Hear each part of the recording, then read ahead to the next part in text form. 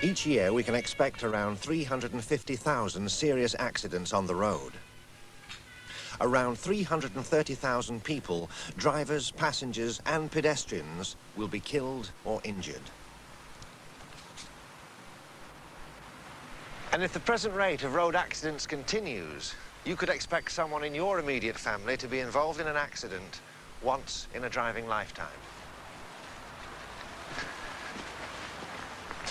New, safer cars by themselves won't reduce the number of accidents. But what scientists can do is produce a car that will improve your chances of surviving accidents like these.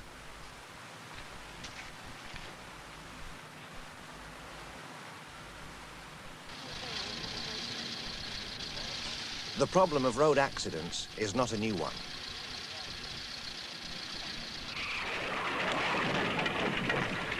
One solution was to control the speed of vehicles. And in 1865, Parliament introduced an act restricting drivers to 2 miles per hour in town. And to enforce that limit, each vehicle had to be preceded by a person carrying a red flag. A speed limit was thought important in 1865. It still is important. Moving vehicles have kinetic energy. The faster they move, the more energy they possess. And when a vehicle stops suddenly in an accident, it's that energy that causes damage. This is the Panther Callista. It's a two-seater car that's built in England. The problem for engineers was to produce a car that would be strong enough in cases of accident. How could the car itself protect the occupants from injury if the car was hit at the front, along the sides, or in the rear? What safety systems could be built in? The Panther car is built round this, the chassis. It's a steel frame to which everything the car needs is attached, but the chassis does something else. It forms a steel box surrounding the driver and the passenger. And that steel box is a safety cage. In an accident, the cage absorbs the energy. It gets damaged, not the passengers. But there's a problem. And it's here, the door. Ordinary car doors aren't as strong as the steel chassis.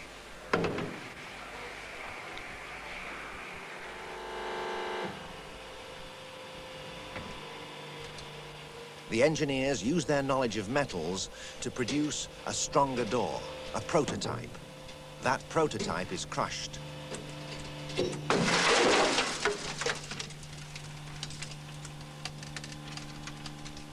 They measure the forces on the door and how far the door buckles.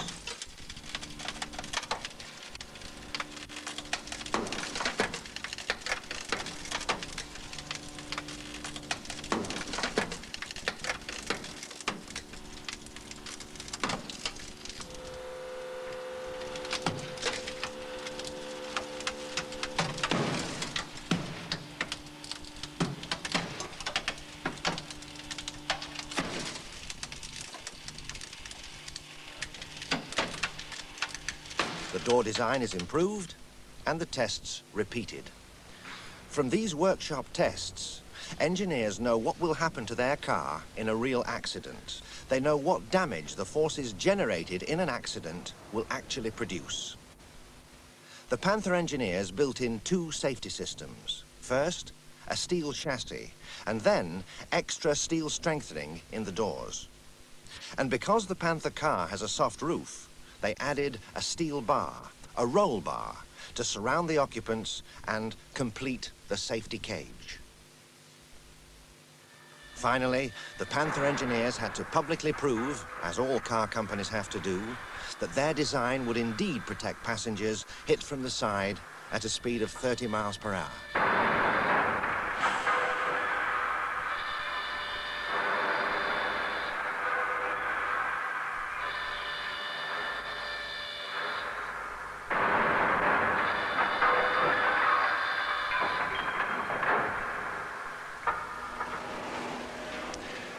A steel chassis by itself isn't a complete answer to car safety. Because the steel chassis is so rigid, the car stops almost immediately. The deceleration time is short, and so the forces on the passengers are very high. At 30 miles an hour, you would be hurled forward with a force around 30 times the force of gravity.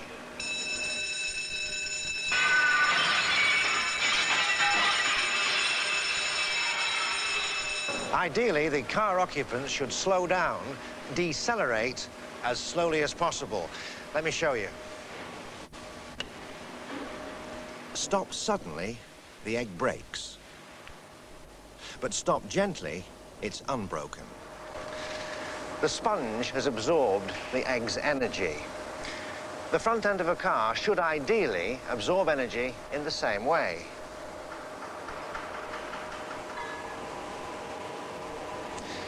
At the front of the car are two steel tubes.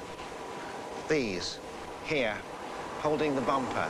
The steel tubes are joined to the chassis, and both are designed to distort when the car is hit. They absorb the energy, and they slow you down slower.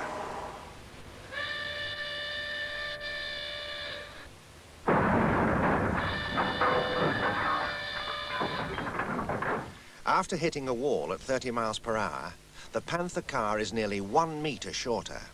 The energy of the moving car has smashed the front and bent the steel chassis. But the strength of the chassis has left the passenger area unchanged.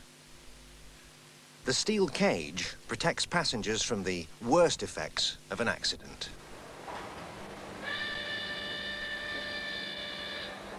Not all car engineers will solve these problems of safety in the same way. This is how Volvo demonstrate their safety devices.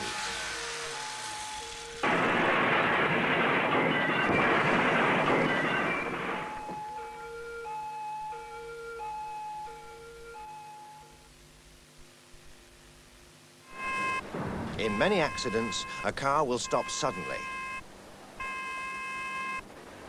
The occupants of the car may not.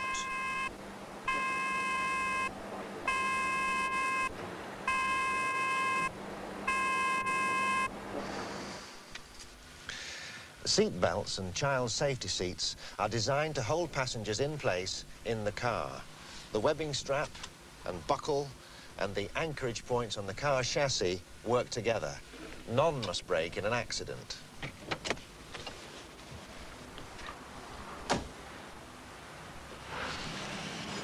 This machine checks the strength of seat belt webbing by loading it until it breaks.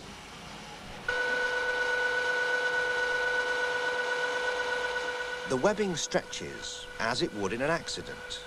The engineers check that the webbing won't stretch too much and so cause injury. The webbing breaks eventually with a load of around 25,000 newtons.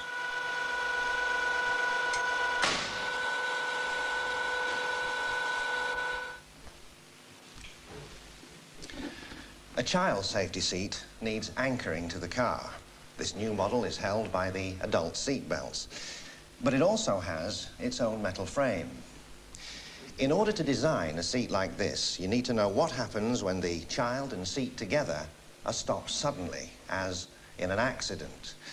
To do that, you first test a prototype, an experimental seat that's designed and built using the knowledge you already have about the strengths of materials.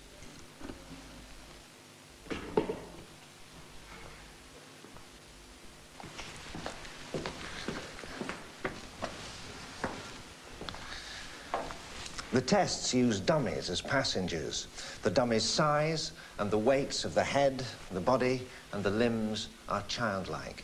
They show what could happen to a real child.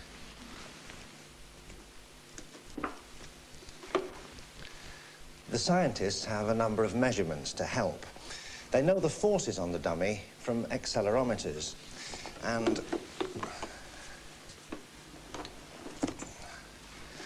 this pad helps estimate any damage to the stomach. You check to see if any of the bubbles are broken.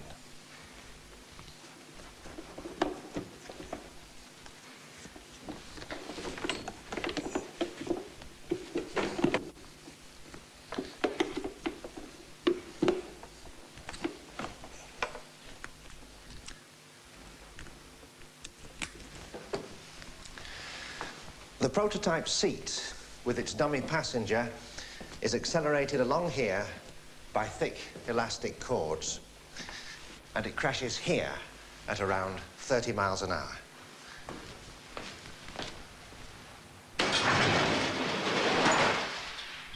In fact, the test itself lasts only 1/10 of a second.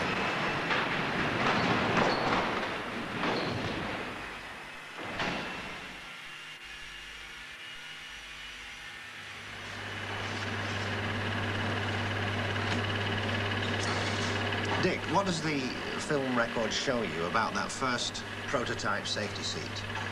Well, the obvious thing that's happened is that the dummy's chest and head have moved too far forward. And this has been caused by the framework bending excessively. So we'll have to stiffen that up. We'll probably do this by increasing the wall thickness of the tubing. The high-speed pictures of the crash showed that the steel frame of the seat had bent under the force of the impact, from here to here. Any child in that seat would have been pushed forward by the chair and towards the seats in front.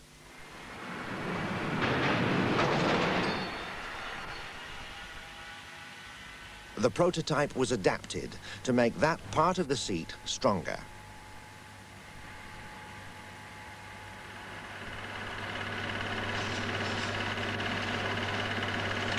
Now, Dick, what's happened here? Well, the dummy has obviously slid under the lap belt, and you can see its legs have shot forward, and the lap strap is over his chest almost. Right.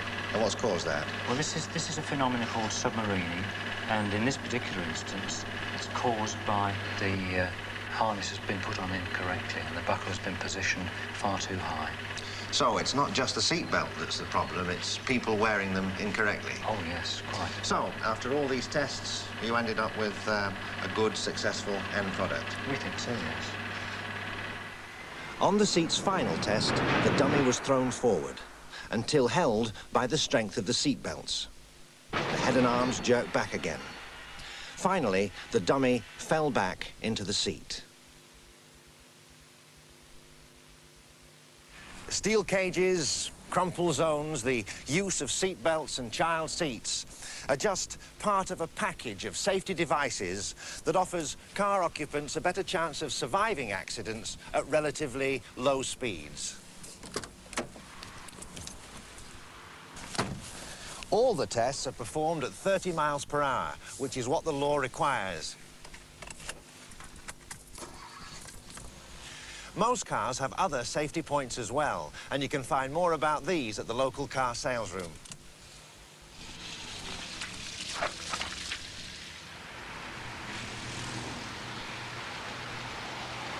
But by themselves, safer cars won't reduce the number of accidents.